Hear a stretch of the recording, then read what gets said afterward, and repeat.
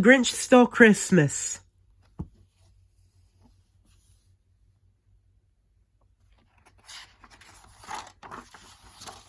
This is how the Grinch stole Christmas. Every Who down in Whoville liked Christmas a lot. But the Grinch, who lived just north of Whoville, did not. The Grinch hated Christmas. The whole Christmas season. Now please don't ask why. No one quite knows the reason. It could be his head wasn't screwed on just right. It could be, perhaps, that the shoes were too tight.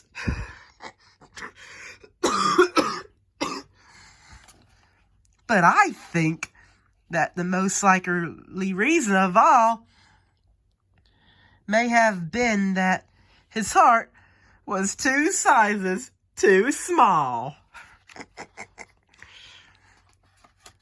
But whatever the reason, his heart or his shoes, he stood there on Christmas Eve, hating the Who's, staring down from his cave with a sour, Grinchy frown at the warm-lighted windows below in their town, for he knew every Who down in Whoville beneath was busy now, hanging a mistletoe wreath.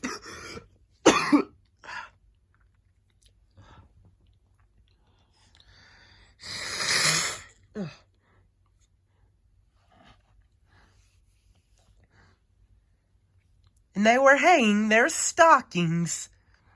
He snarled with a sneer, "Tomorrow is Christmas, is practically here." Then he growled, with his Grinch fingers nervously drumming, "I must find a way to stop Christmas from coming. For tomorrow, he knew."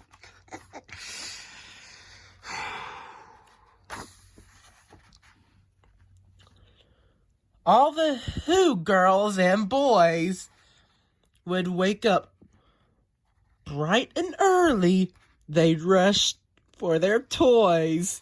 And then, oh the noise, noise.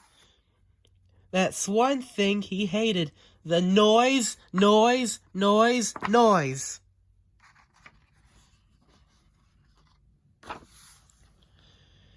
Then the Who's, young and old, would sit down to a feast, and they'd feast, and they'd feast, and they'd feast.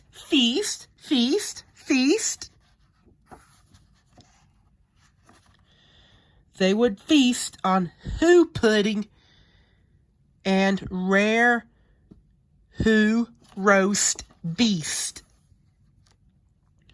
which was something the Grinch couldn't stand in the least.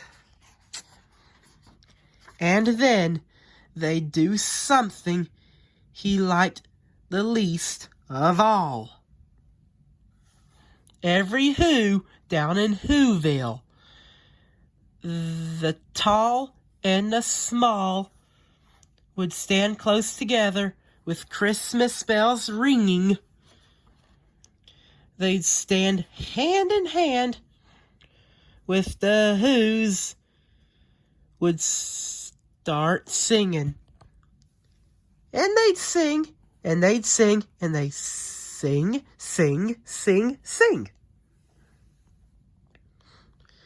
And the more the Grinch thought of this Whoville,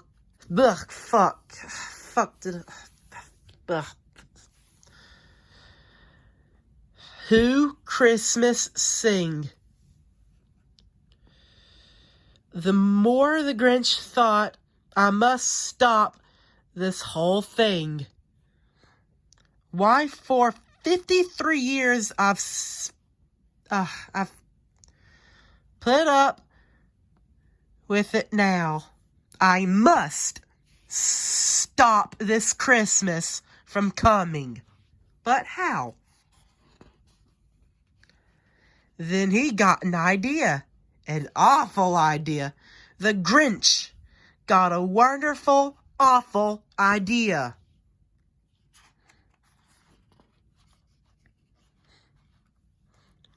I know just what to do. The Grinch laughed in his throat, and he made a quick Santa Claus hat and a coat. And he chuckled and clucked, "What a Grinchy trick! With this coat and this hat, I look just like Saint Nick. All I need is a reindeer." The Grinch looked around.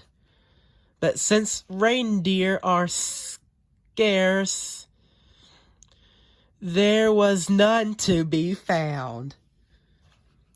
Did that stop the old Grinch? No.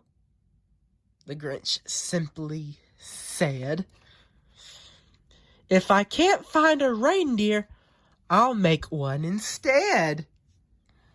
So he called his dog Max.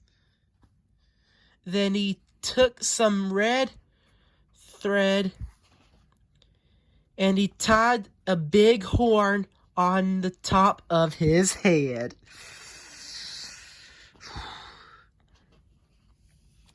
Then he loaded some bags and some old empty sacks on a ramshackle sleigh. He had hitched up old Max. Then the Grinch said, "Gid up." And the sleigh started down toward the homes where the Who's lay a snooze on their town.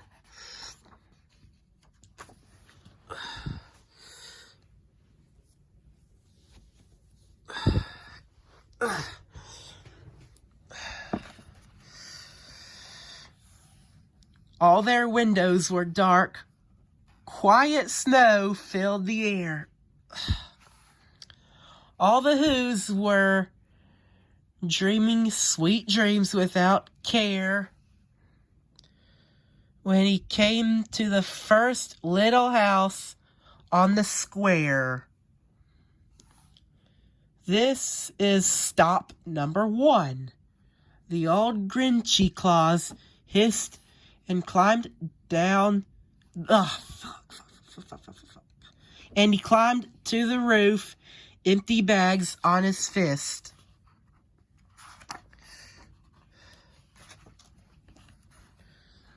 Then he had slid down the chimney, a rather tight pinch, but Santa could do it. Then so the Grinch, he got stuck only once for a moment or two. Then he stuck his head out of the fireplace flue, where the little Who stockings all hung in a row.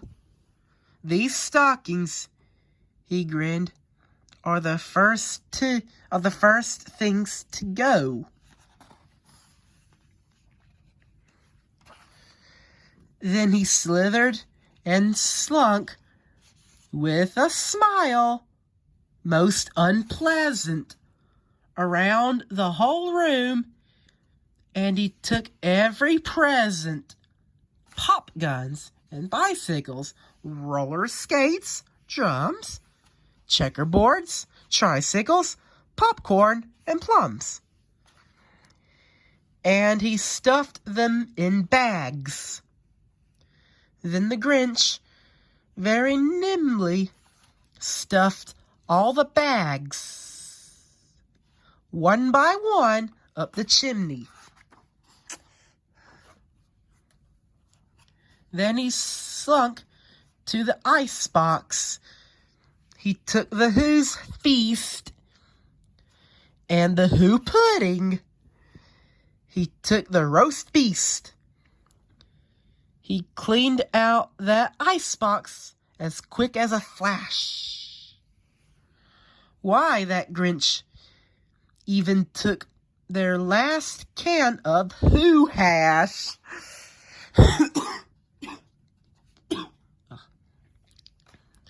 Then he stuffed all that food up the chimney with glee, and now, grin to Grinch, I will stuff up the tree.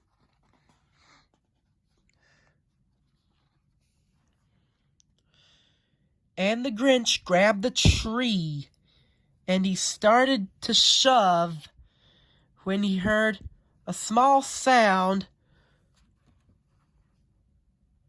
like the coo of a dove. He turned around fast, and he saw a small Who, little Cindy Lou Who was not more than 2. The Grinch had been caught by this tiny Who daughter who'd got out of bed for a cup of cold water. She stared at the Grinch and said, "Santa Claus, why are you taking our Christmas tree? Why?"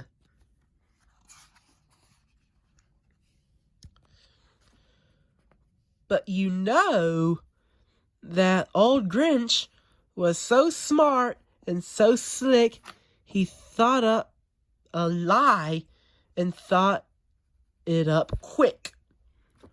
"Why, my little sweet little tot, this fake Santa Claus lied. There's a light on this Christmas tree that won't light up on one side.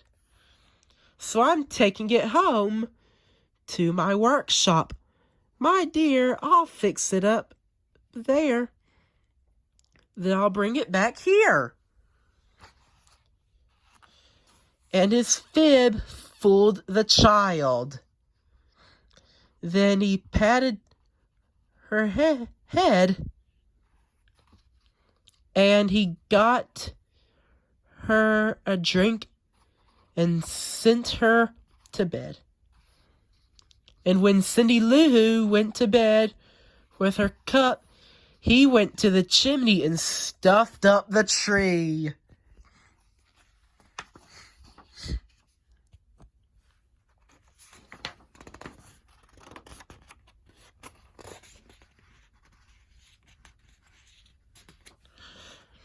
The last thing he took was the log for their fire. Then he went up the chimney himself. The old liar. On their walls, he left nothing but hooks and some wire. And the one speck of food they left in the house was a crumb that was even too small for a mouse.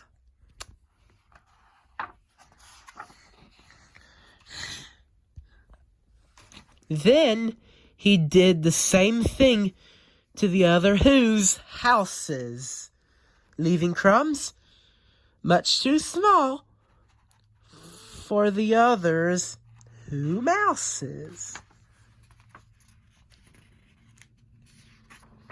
It was 1:15 dawn, and the Who's still abed. All the Who's still a snooze.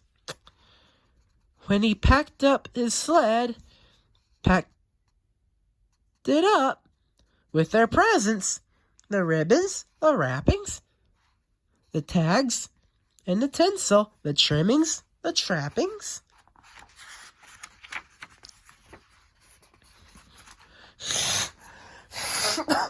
Oh.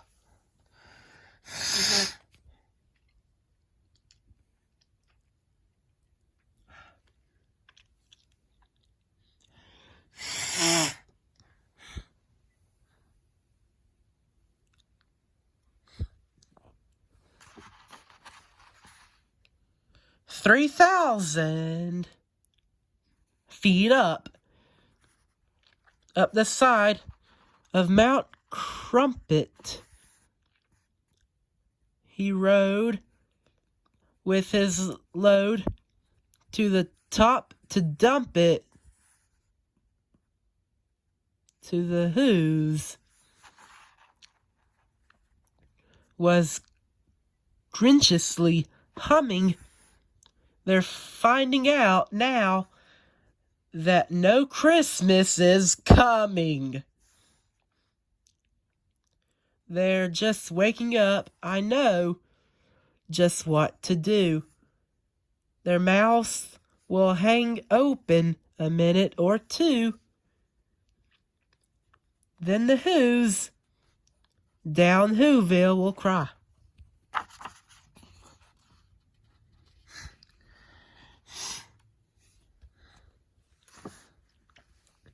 That's a noise, grinned the Grinch, that I must... fuck, I messed up right here. That I simply must hear. Damn, been recording for about 17 minutes. So he paused, and the Grinch put his hand to his ear. And he did hear a sound rising over the snow. It started in low, then it started to grow.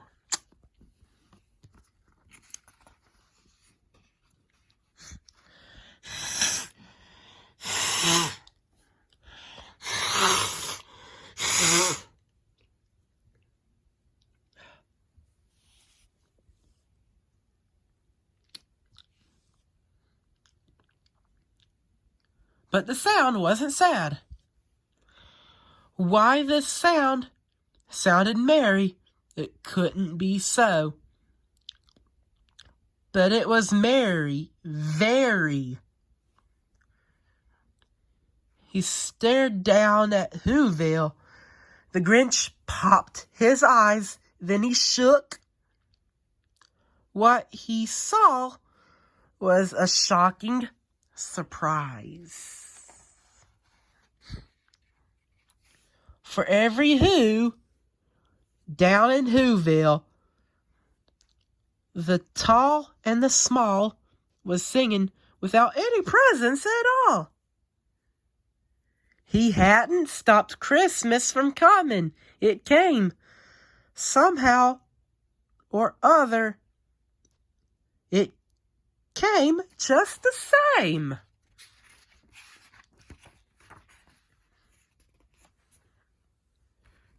And the Grinch, with his Grinch feet ice cold in the snow, it stood puzzling and puzzling. How could it be so? It came without ribbons. It came without tags. It came without packages, boxes, or bags.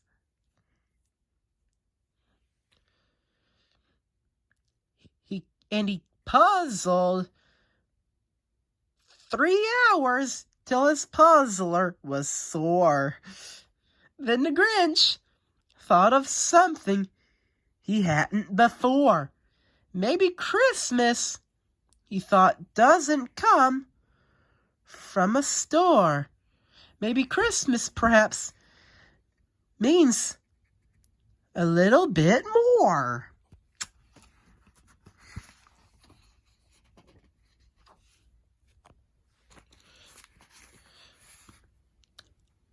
And what happened then? Well, in Whoville, they say that the Grinch's small heart grew 3 sizes that day. And the minute his heart didn't feel quite so tight, and he whizzed with a load thought of the bright morning light, and he brought back the toys and the food for the feast, and he himself, the Grinch, carved the roast beast. Can't believe that took me over 20 minutes to read.